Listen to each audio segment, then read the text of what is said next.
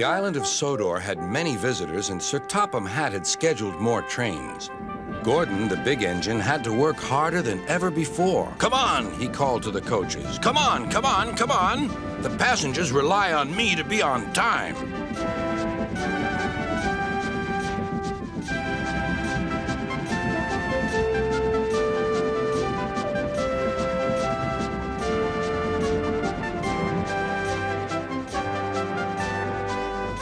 Whenever Gordon finished one journey, it was time for another to begin. "Never mind," he puffed. "I like a long run to stretch my wheels."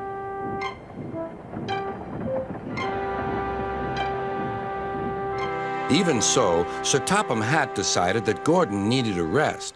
"James shall do your work," he said kindly. James was delighted. He liked to show off his smart red paint and was determined to be as fast as Gordon.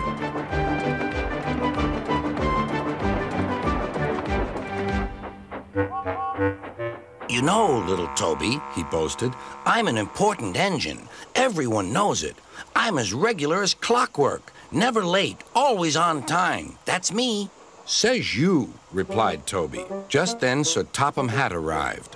"Your parts are worn, Toby, so you must go to the works to be mended."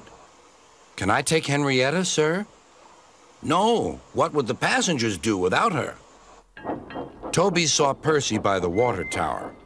"Don't worry, Toby. I'll take care of Henrietta until you get back."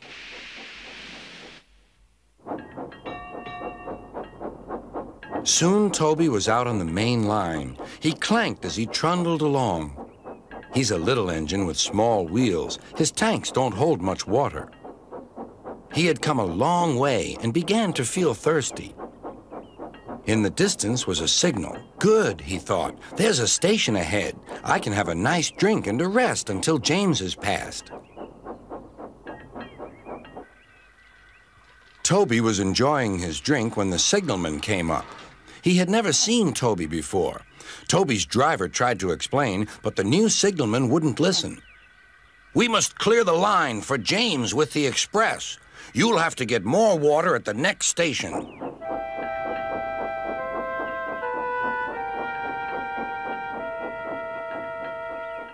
Hurrying used a lot of water, and his tanks were soon empty.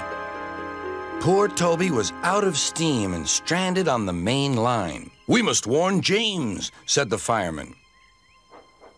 Then he saw Percy and Henrietta. "Please, take me back to the station. It's an emergency." Henrietta hated leaving Toby. "Never mind," said Percy. "You're taking the fireman to warn James. That's a big help." Henrietta felt much better. James was fuming when he heard the news. "I'm going to be late." "My fault," said the signalman. "I didn't understand about Toby." "Now, James," said his driver, "you'll have to push Toby." "What, me?" snorted James. "Me? Push Toby and pull my train too?"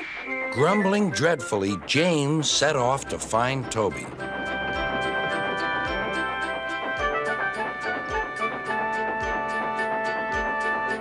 He came up behind Toby and gave him a bump.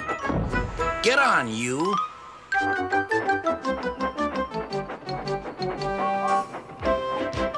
James had to work very hard.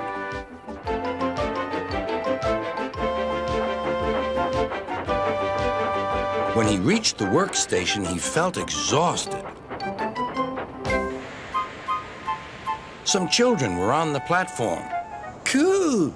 The express is late, and it's got 2 engines. I think James couldn't pull it on his own, so Toby had to help him." "Never mind, James," whispered Toby. "They're only joking." "Huh," said James. Toby just smiled.